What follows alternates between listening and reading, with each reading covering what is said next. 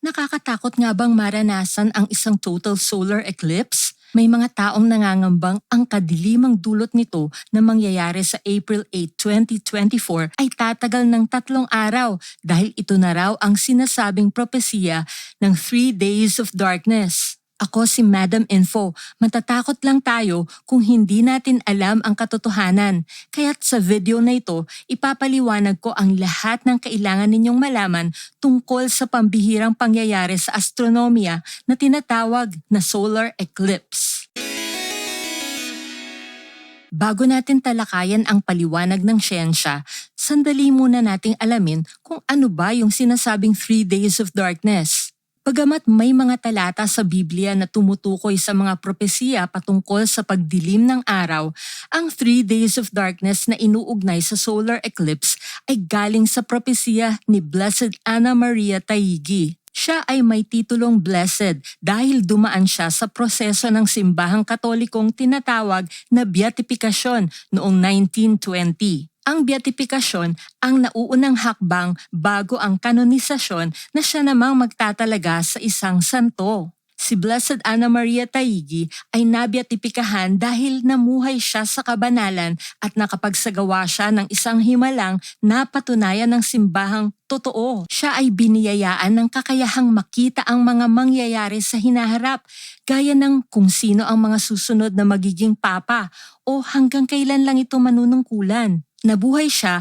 mula 1769 hanggang 1837. Sa ngayon, ang katawan niya ay nakahimlay sa Basilica of San Crisostomo sa Rome, Italy at himalang hindi pa ito nabubulok o naaagnas. Isa siya sa mga tinatawag na incorruptible, gaya ni Saint Bernadette at si Saint John Vianney, ang santong patron ng mga kura paroko. Mas nakilala si Blessed Anna Maria Taigi sa kanyang propesiya ng 3 Days of Darkness na ganito ang nasa saad. Ang Diyos ay magpapadala ng 2 kaparusahan. Ang isa ay sa anyo ng mga giyera, revolusyon at kasamaan. Ito ay manggagaling sa lupa. Ang isa naman ay manggagaling sa langit. Mangyayari sa buong daigdig ang matinding kadiliman na tatagal ng 3 araw at 3 gabi. Walang makikita at ang hangin ay magiging tigib ng salot na lulupig sa mga kalaban ng relihiyon. Magiging imposibleng gumamit ng kahit anong klaseng ilawang gawa ng tao. Pera na lang ang mga binindisyon ng kandila habang nangyayari ang kadiliman. Kung mayroon mang magbukas ng kanyang bintana at dumunaw dahil lang sa kanyang pag-uusyoso o iwan ang kanyang tahanan, ay agad na mamamatay. Sa 3 araw na ito, ang mga tao ay dapat manatili sa kanilang mga tahanan, magdasal ng rosaryo at magsumamo para hilingin ang awa ng Diyos.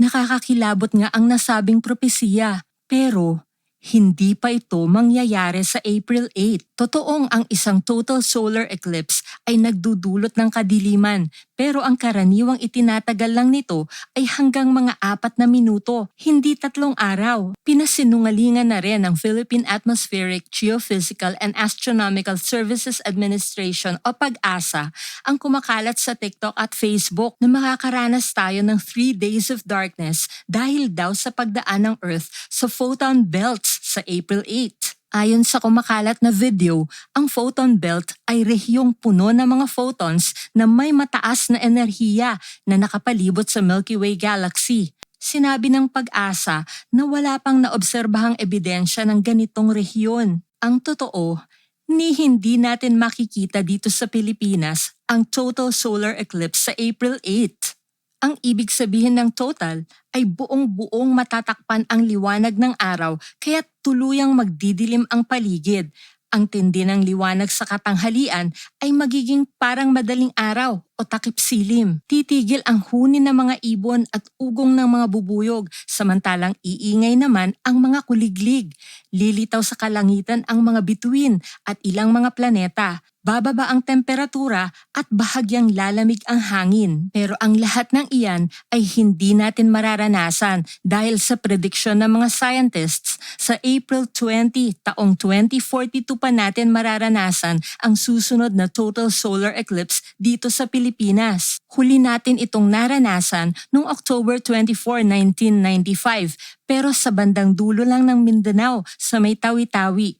Ang ibang bahagi ng bansa ay nakaranas lang ng partial solar eclipse. Maya-maya ay mas ipaliliwanag ko kung ano yung total at partial na yan. Sa ngayon, gusto kong tignan ninyo ang dinadaanan sa mapa ng iba't ibang shades ng kulay pula. Ang dinaanan ng pinakamatingkad o pinaka-dark na shade ng pula lang ang makakaranas ng total solar eclipse. Ito ang tinatawag na path of totality. Makikita nyo rin dito sa ilalim ng mapa ang kulay na sumasagisag sa kung gaano kalaking bahagi ng araw ang matatakpan sa mga lugar na dinaanan ng kulay pula. Ang pinaka-dark red ay 100% o total solar eclipse. Ang mas maputlang red ay kulang sa 100% o partial solar eclipse lang. At ang pinaka-light red ay nasa mga 50% o higit pang partial solar eclipse. Sa darating na April 8, ito ang path of totality o dadaanan ng total solar eclipse na tinaguri ang Great North American Eclipse dahil sa bandang North America lang ito mararanasan. Ito yung panig ng mundong nakaharap sa araw, samantalang kahimbingan ito ng tulog natin sa madaling araw dito sa Pilipinas. Bakit? At paano nga ba nangyayari ang isang solar eclipse? Tatlong bagay sa kalawakan ang may dahilan nito. Ang araw, ang Earth, at ang buwan. Para mangyari ang solar eclipse, dapat ang araw, ang Earth, at ang buwan ay magkakahanay kung saan ang buwan ang nasa pagitan ng araw at ng Earth. Dahil nasa gitna ang buwan, ang liwanag na nanggagaling sa araw papunta sa Earth ay nahaharangan ng buwan, kaya't ang anino ng buwan ang siyang dumadapo sa Earth imbes na ang liwanag ng araw. Para rin itong ang anino natin na nakikita natin sa dingding o sahig. Ang liwanag galing halimbawa sa bumbilya ay nahaharangan ng ulo natin, ng katawan at mga braso natin hanggang sa mga paa natin. Pero lagpas sa atin ay nakakaraan pa rin ang liwanag. Ang mangyayari, ang outline o anyo natin ang magiging korte ng anino sa dingding o sahig. Ang anino, yung naharangan nating liwanag papunta sa dingding o sahig. Kung mapapansin ninyo, may dalawang klase ng anino ng buwan ang dumadapo sa Earth kapag nangyayari ang solar eclipse. Ang isa ay mas maliit pero mas madilim kung saan ang liwanag mula sa araw ay buong-buong nahaharangan ng buwan. Ito ang tinatawag na umbra. Ang isang anino naman ay mas malaki pero hindi gaanong madilim kung saan ang liwanag mula sa araw ay bahagya lang na nahaharangan. Tinatawag itong penumbra. Yung mga lugar lang kung saan dumadapo ang umbra ang makakakita ng total solar eclipse. Ito rin yung nabanggit ko kaninang path of totality. At sa mga lugar naman na sakop ng penumbra, partial solar eclipse lang ang makikita. Ngayon itatanong natin, paanong buong-buong matatakpan ng buwan ng araw gayong tihamak na mas maliit ang buwan kaysa araw? Ito ay dahil sa isang napakapambihira pero napakagandang pagkakataon na tinatawag sa astronomy na the Great Coincidence. Ang araw ay mga 400 times na mas malaki kaysa sa buwan. Pero ito ay mga 400 times naman na mas malayo sa Earth. Kaya pag titignan natin sa kalangitan, parang magkasing laki lang sila. Kumbaga, pareho ang kanilang angular size o ang mistulang laki sa paningin natin. At dahil dito, oo, kayang matakpan ng buwan ang araw sa isang total solar eclipse. Pero ano ito? Kahit parang pantay naman at halos natakpan ang araw, pero bakit may sobra sa paligid nito na parang ring of fire? Ito ang tinatawag na annular solar eclipse. Ang salitang annular ay galing sa salitang annulus sa wikang Latin na ang ibig sabihin ay ring. Nangyayari ito kapag pumagitan ang buwan sa araw at sa Earth, pero tila maliit ito para tuluyang matakpan ang araw. Bakit ganun? Akala ko ba ay para silang magsinlaki dahil sa Great Coincidence? Ganito yun.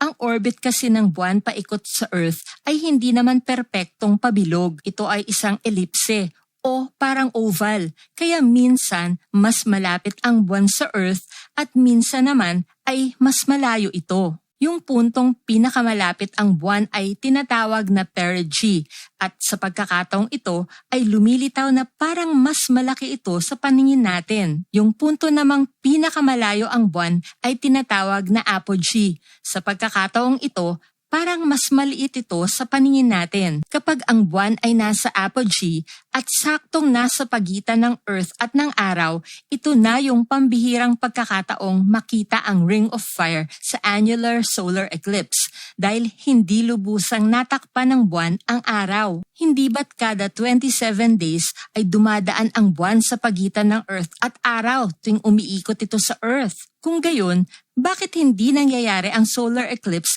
kada 27 days din? Ang tagilid na orbit ng buwan ang dahilan. Ito ang orbit ng Earth paikot sa araw. Kung titignan, ay para itong nasa isang flat na disk o plane na tinatawag na plane of the ecliptic o ang ecliptic. Ang katunayan, ang orbit ng lahat ng planeta sa ating solar system paikot sa araw ay halos pumapantay sa ecliptic dahil pare-pareho silang nabuo galing sa umiikot na disk ng araw. Ito naman ang orbit ng buwan paikot sa Earth.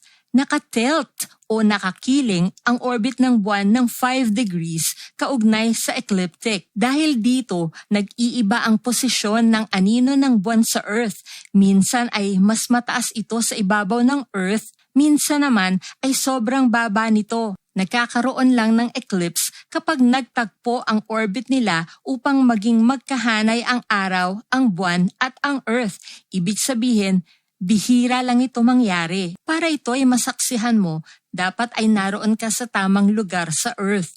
Siyempre, dapat ito ay nakaharap sa araw. Kung gabi mangyari ang eclipse sa lugar na kinatatayuan mo, yan ay hindi solar eclipse, kundi isa yang lunar eclipse. Ang lunar eclipse ay nangyayari kung ang Earth naman ang nasa pagitan ng buwan at ng araw at ang Earth naman ang siyang humaharang sa liwanag ng araw papunta sa buwan. Sa lunar eclipse, makikita nating mamumula ang buwan dahil ang liwanag galing sa araw na makakarating sa buwan ay dadaan sa atmosphere ng Earth. May kinalaman ang pagpula nito sa kung paano kumakalat ang mga kulay sa atmosphere na puno ng iba't ibang particles, gas at alikabok. Mas maraming particles, mas pula ang makikita nating kulay ng buwan. Pero balikan natin ang total solar eclipse.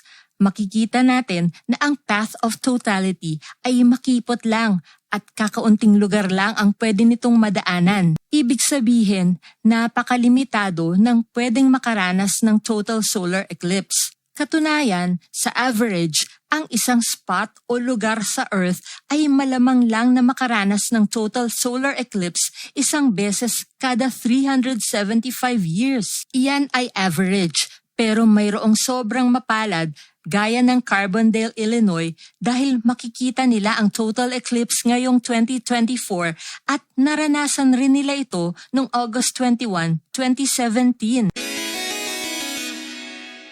Sabi ng mga nakaranas na ng total solar eclipse, isa itong natatangi at hindi malilimutang karanasan. I've always wanted to see that. Wow. Look at that. Fantastic. Oh my God, it's gorgeous. Oh my gosh. Absolutely An incredible sight. And dark. Kung hindi mo kayang maghintay ng 375 years o 18 years lang naman para sa susunod na total solar eclipse dito sa Pilipinas, pwede namang bumiyahe papunta sa lugar kung saan ito susunod na mangyayari. Tara na! Sa Iceland o sa Spain sa August 12, 2026. Pero sa ngayon, gusto ko munang pasalamatan sina Julie Wisconsin, Travel with Christian, Tholitz Gonzalez, Nestor Maranan, Fan of Kiowe, Earl Vibes Channel, LG Rojo, and Black Whites. Thank you so much for your love and support. Maaari nyo ring tulungan ang channel na ito kapag clinic nyo ang thanks button sa ibaba. Kung may natutunan kayo o nag-enjoy kayo sa video, huwag nyo sanang kalimutang mag-like, comment, share at mag-subscribe na rin. Napakalaki ng ginagampan ng papel ng ating buwan sa solar eclipse. Pero paano kung ang planeta ay walang buwan, gaya ng Venus at Mercury na siyang tinalakay ko sa video na ito?